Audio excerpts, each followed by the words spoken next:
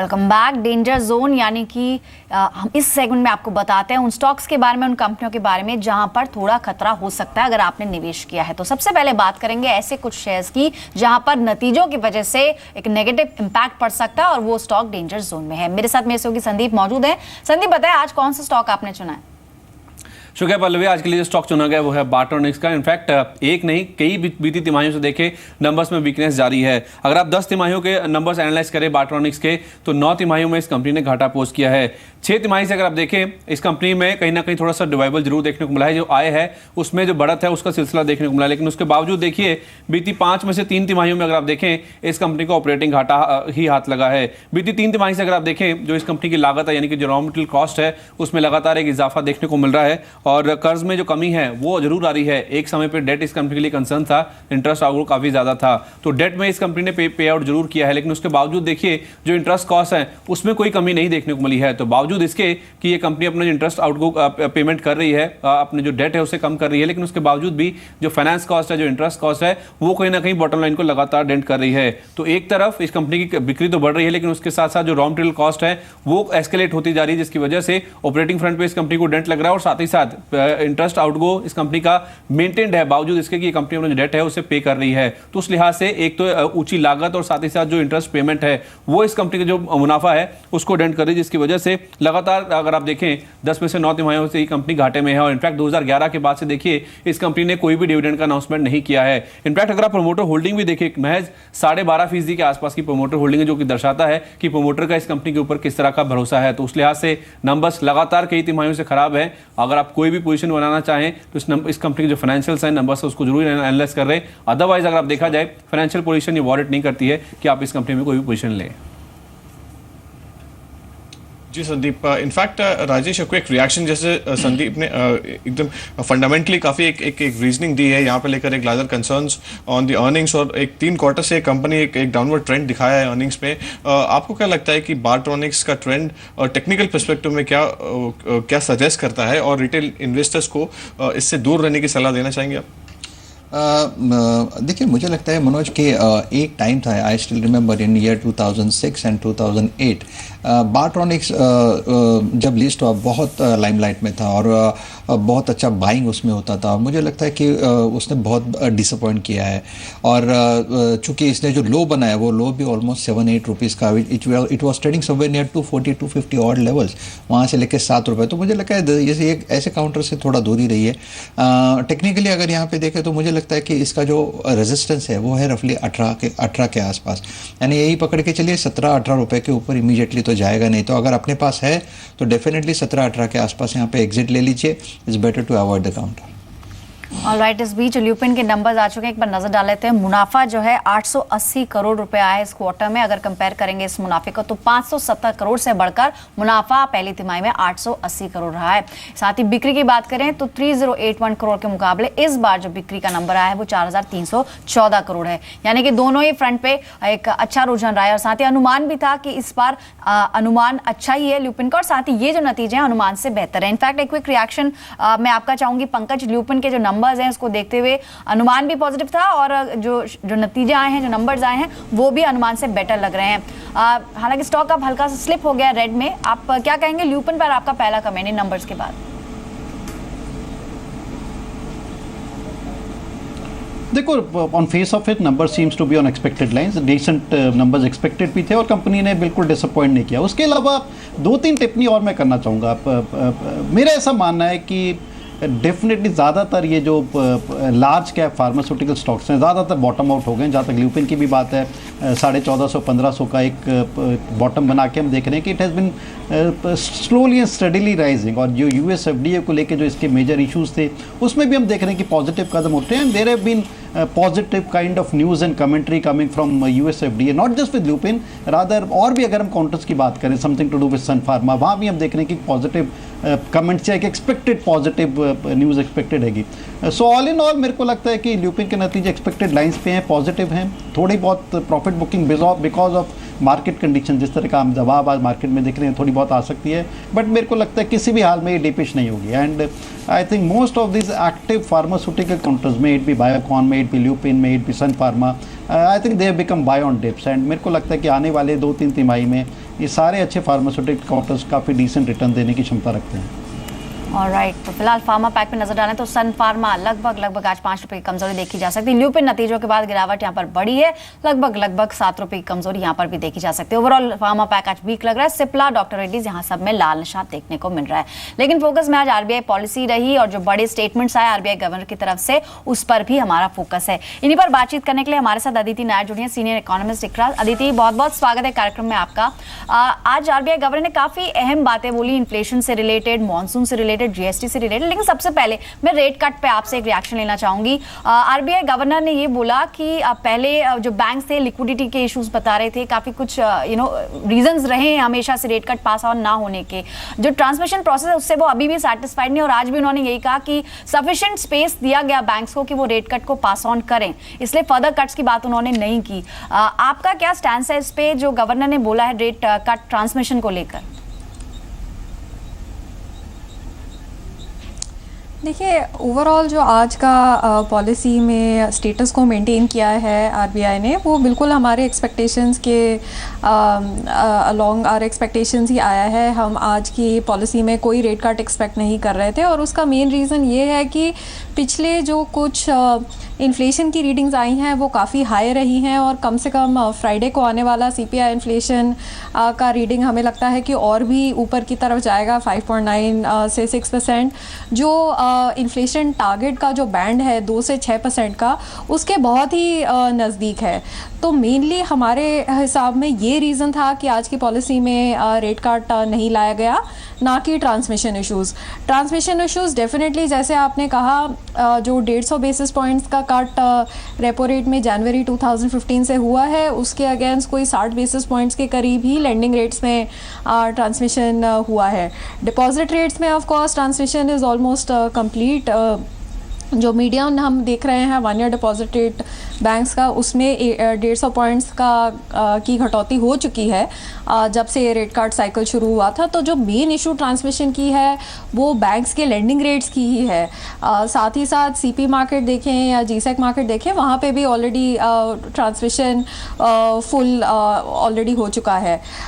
तो जो गवर्नर ने भी जैसे कहा कि अगर बैंक्स के लेंडिंग रेट की, ट्रांसमिशन की इनकम्प्लीटनेस की बात करी जाए तो अलग अलग जो व्यूज़ हैं वो पुट फोर्थ किए जाते हैं। पहले एक व्यू ये था कि लिक्विडिटी क्योंकि डेफिसिट मोड में रखी जा रही है, ये एक मेजर रीज़न बताया जा रहा था कि बैंक्स रेट कट्स को पास ऑन नहीं कर रहे हैं। अभी पिछले कुछ महीनों में हमने देखा, अप्रैल में आरबीआई ने अपना जो स्टांस है लिक्विडिटी का, वो डेफिसिट से न्यूट्रल मोड में चेंज किया है। उसके बाद काफ़ी ओपन मार्केट ऑपरेशंस भी हुए हैं। आज भी एक open market operation bond purchase का अनाउंस किया गया है, जो ड्यूरेबल तरह से लिक्विडिटी सिस्टम में ला रहा है। इनफैक्ट अगर अभी की हम सिचुएशन देखें तो जो लिक्विडिटी है वो सरप्लस में चल रही है, बट जैसे कि आरबीआई गवर्नर ने भी कहा, ये अभी सीजनल फैक्टर्स की वजह से है, और अभी भी जो ओवरऑल स्ट्रक्चरल जो लिक्विडिटी डेफिसिट है वो पूरी तरह से अभी न्यूट्रलाइज नहीं किया गया है, और इसी वजह से आज भी एक ओपन मार्केट ऑपरेशन अनाउंस किया गया है। मेरे हिसाब से अभी भी कुछ समय लगेगा before transmission can be improved. जिस तरह से अभी सिचुएशन चल रही है, अभी जो FCNRB के रिडेम्पशंस को लेकर कुछ अभी भी नर्वसनेस है मार्केट में। सितंबर ऑनवर्ड्स जो FCNRB के स्वॉप्स का रिवर्स होना है, तो आई थिंक इमीडिएट टर्म में तो शायद ट्रांसमिशन बहुत ज़्यादा इम्प्रूव होता हुआ नहीं लग रहा, बट जैसे इकोनॉमी रिवाइव होगी, मेरे हिसाब से जैसे क्रेडिट के लिए डिमांड वापस आएगी इकोनॉमी में, शायद हम over a period of time काफ़ी लैग के साथ हम बाकी का ट्रांसमिशन देख पाएँ।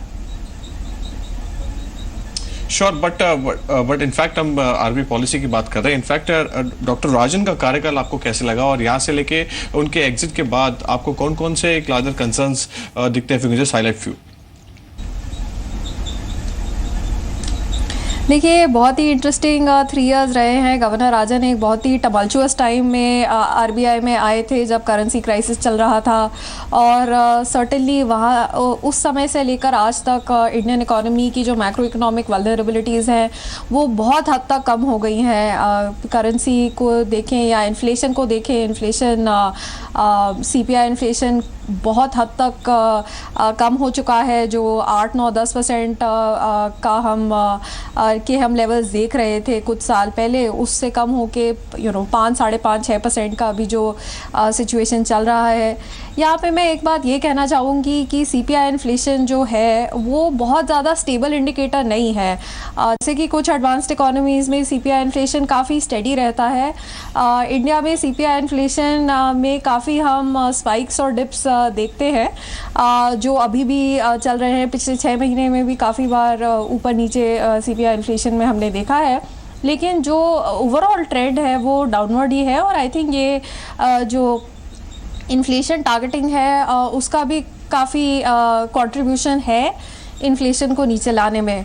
तो I think over governor Rajan's term certainly जो इन्फ्लेशन टारगेटिंग फ्रेमवर्क को इंट्रोड्यूस किया गया है, और अब वो गवर्नमेंट ने भी अगले 5 साल तक सेम ही जो इन्फ्लेशन टारगेट को नोटिफाई किया है 4 ± 2%।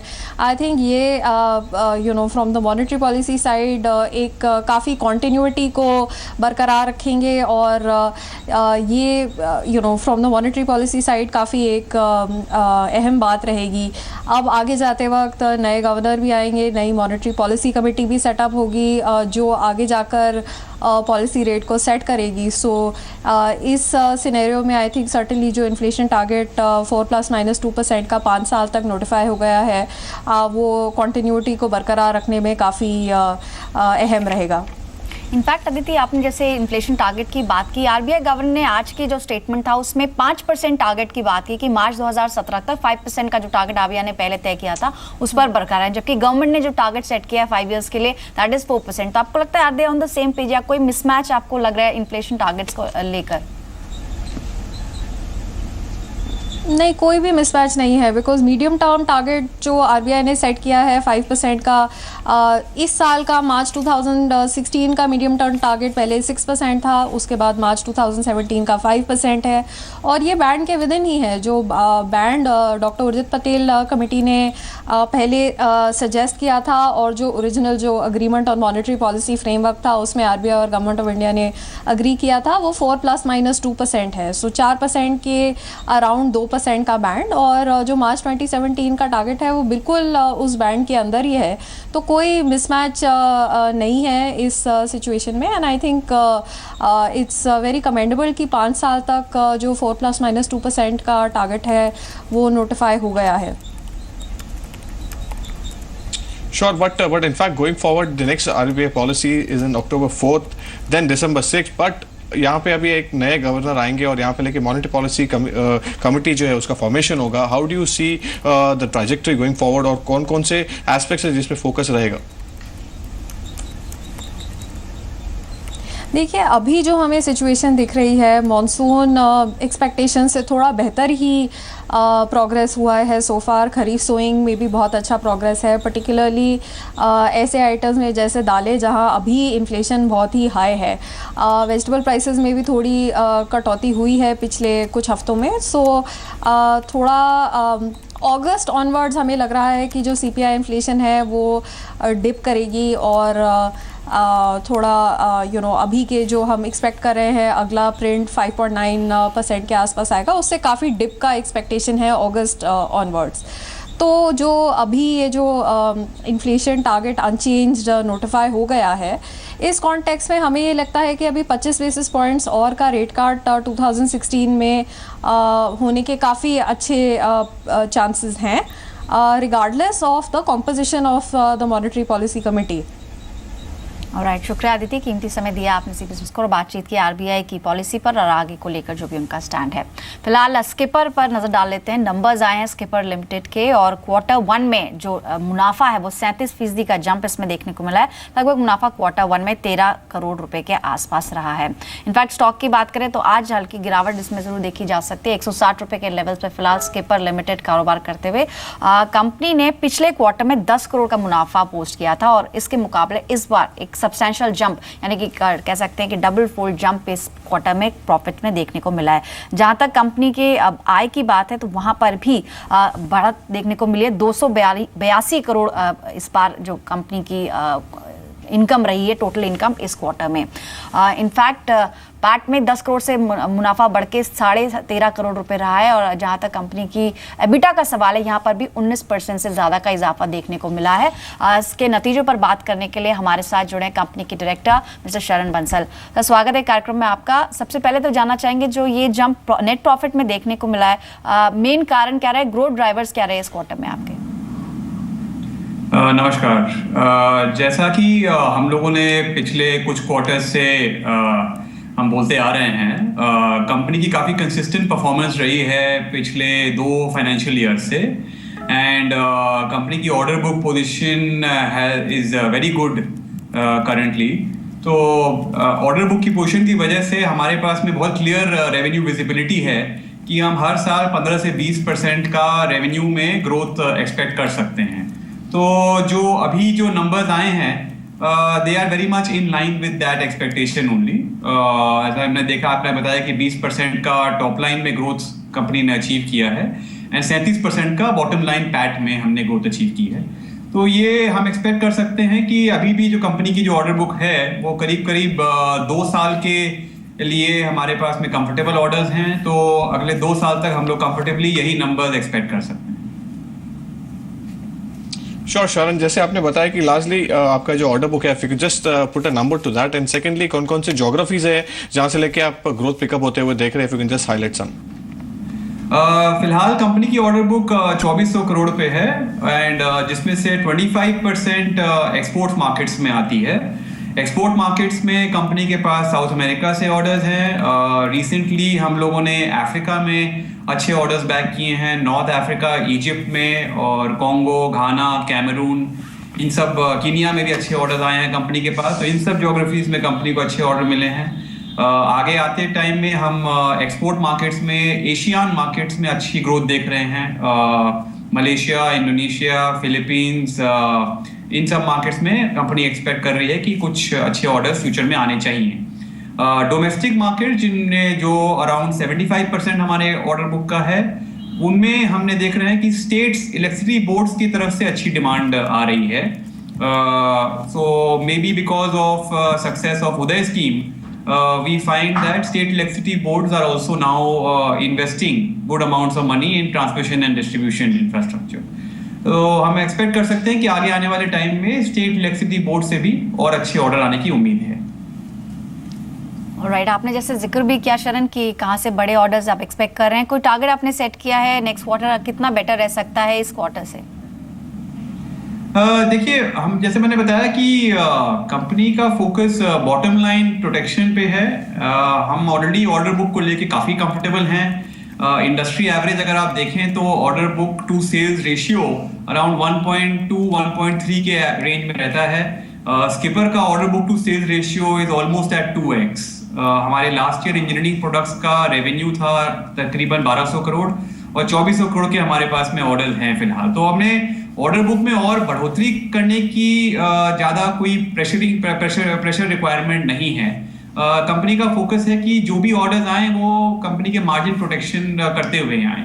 तो इसलिए हम जो फिलहाल ऑर्डर बुक से जो करंट ग्रोथ देख रहे हैं 15 से 20% का क्वार्टर ऑन क्वार्टर, वो हम एक्सपेक्ट कर सकते हैं कि आगे भी कंटिन्यू रहेगा। जी शुक्रिया शन, कीमती समय देने के लिए और नंबर्स पर बात करने के लिए। इस बीच अपोलो टायर्स के नंबर्स आए तो नजर डाल लेते हैं। कंसोलिडेट मुनाफा 315 करोड़ रुपए रहा है। साथ ही अगर बिक्री की बात करें तो बिक्री 2124 करोड़ से बढ़कर 2247 करोड़ रही है। जो कंसोलिडेट बिक्री के नंबर्स हैं वो 2832 करोड़ से बढ़कर 3285 करोड़ रही है। इनफैक्ट इस क्वार्टर में एबिटा में भी एक बड़ा देखने को मिली, 506 करोड़ से एबिटा बढ़ के 549 करोड़ रुपए रहा है। फिलहाल एक स्पाइक भी अपोलो टायर्स के स्टॉक में देखी जा सकती है। पैट में भी ऑलमोस्ट 6% का जंप देखने को मिला है और साथ ही जो कंपनी की बिक्री है कंसोलिडेटेड बेसिस पे वहां पर भी एक अच्छा जंप देखने को मिला है। फिलहाल स्टॉक ऑलमोस्ट 1% हायर 14 रुपए की मजबूती के साथ काम करते हुए।